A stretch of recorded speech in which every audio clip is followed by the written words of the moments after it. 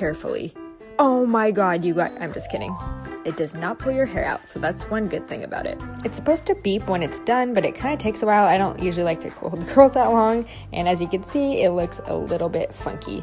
Interesting looking curls. So I was like, okay, well, maybe I did it wrong. Let me check this thing out. You know, I read the directions, but it's kind of a funky looking curl, and you don't really have much control over what type of curl you get. So I gave it another chance. I tried it again. It actually did kind of pull a little bit too, like even though I was joking before, but it does reset itself, so it's not going to pull your hair out. And there's the second one, and I was just cracking up. This curl is super weird. I will say though, it does work. It just doesn't really give you any control over the type of curl you're getting. I like it to look a little bit more natural.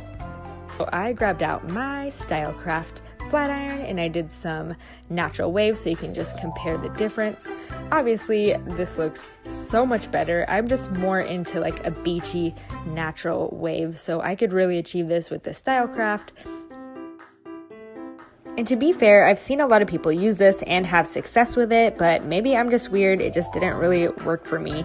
I also seen people do it on a little bit longer hair, which could explain why it might work a little better. The longer hair will kind of just pull the weight a little bit and pull out the curl so it's not so tight and bouncy like it is on my shoulder length hair.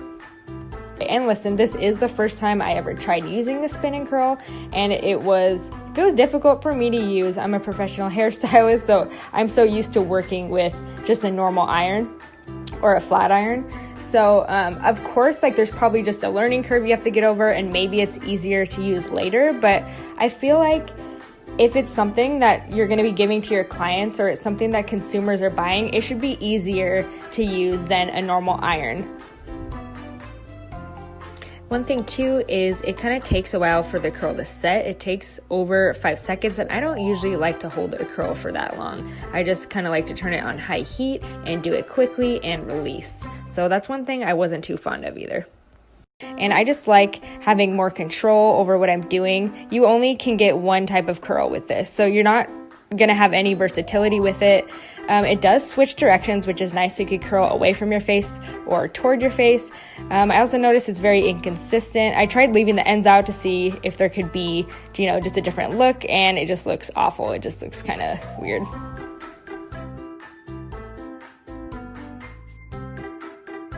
So here's a comparison of both the different sides. Obviously on the left I did the spin and curl, and on the right I did the flat iron curl. So in my opinion, the cheese spin and curl is a really cool idea. I just don't like that I can't do a variation of different types of curls with it, so I would probably prefer to use a flat iron. And I will link both of these in the description below for you if you want to check them both out. And then maybe you slept on it or something. Yeah, I slept on it and then put a bunch of hairspray and body, like it was in an updo or something like that. Yeah, and also like you forgot how to do your hair. So basically you'd be embarrassed to go out with me. Yeah. Alright. Cool.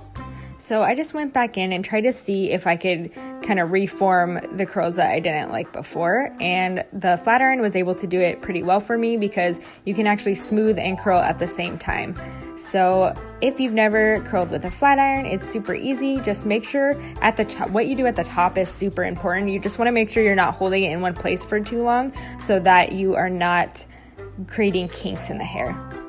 And another tip, if you find that your hair keeps falling out when you're trying to wave with a flat iron, just make sure to hang on to the ends with your free hand to keep it from falling out. I would love to know what you guys thought of the cheek curling iron. Have you used it? Did you have a similar experience, or did you actually really love it? I'd love to hear. Let me know in the comment section. Thanks for watching, you guys. If you tried this, tag me on Instagram at Lauren Francis Hair. I want to see your photos. See you in the next video.